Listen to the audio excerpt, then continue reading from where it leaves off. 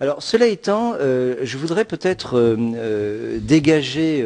quelques thèmes qui parcourent tes travaux et qui m'ont aidé à réfléchir et à poser un certain nombre de questions, ou à me poser un certain nombre de questions dans l'analyse non seulement des sociétés politiques africaines, mais de manière plus générale, de manière plus comparative à propos d'autres sociétés. Bon, tout d'abord, il y a naturellement ton ethnie d'origine. Certes, ce sont les Bassa, comme le rappelle Saïd Abbas, mais tu as une autre tribu. Tu es historien d'origine, et par définition, tu as beaucoup réfléchi sur l'historicité des sociétés africaines, notamment sur l'historicité propre du mouvement nationaliste camerounais, et tu as donné à cette revendication de l'indépendance au Cameroun un contenu. Tu as analysé ce mouvement nationaliste camerounais avec les méthodes non seulement de l'histoire mais également d'une certaine manière de l'anthropologie, qui ont permis de complètement réécrire, repenser la signification même de l'indépendance, de la revendication de l'indépendance au Cameroun. Et je crois que cette leçon de méthode que tu as donnée dans quelques-uns de tes premiers travaux, notamment sur la dimension onirique de Doumbouya,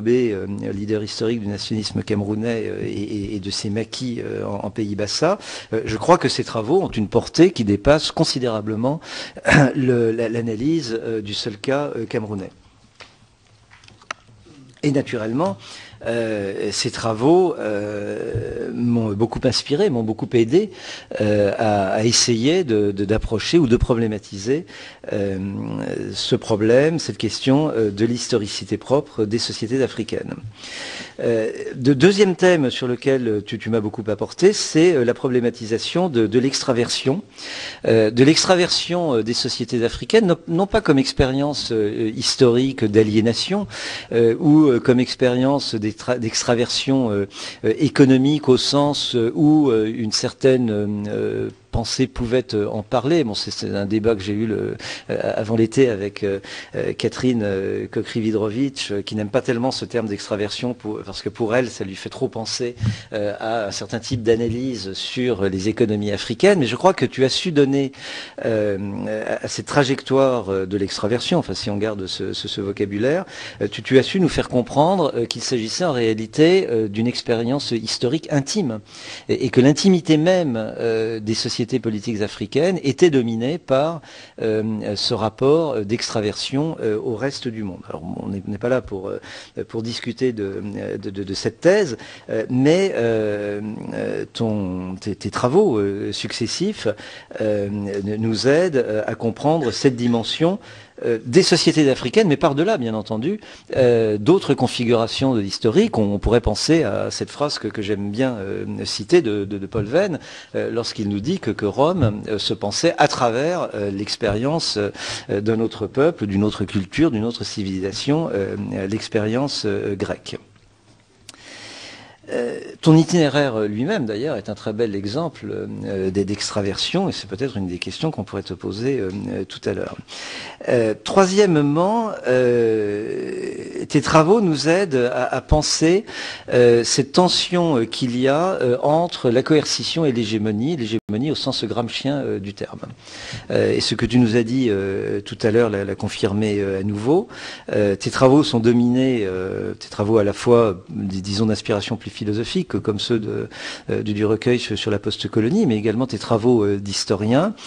sont dominés par la violence, enfin par l'analyse ou l'évocation de la violence, de la coercition dans ce qu'elle a de plus physique, exécution, bastonnade, et d'un autre côté,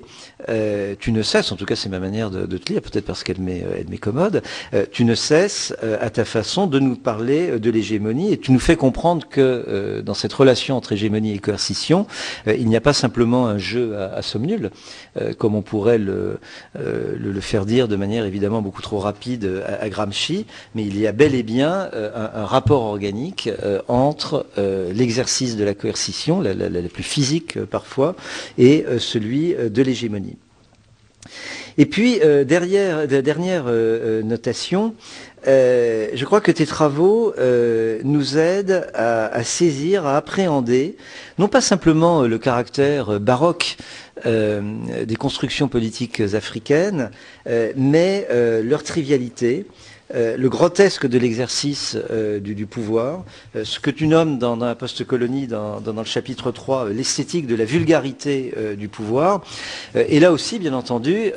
l'on voit, pour reprendre tes termes, comment la considération, la prise en considération de l'Afrique nous amène à réfléchir sur des objets nouveaux. Parce qu'il se trouve que cette vulgarité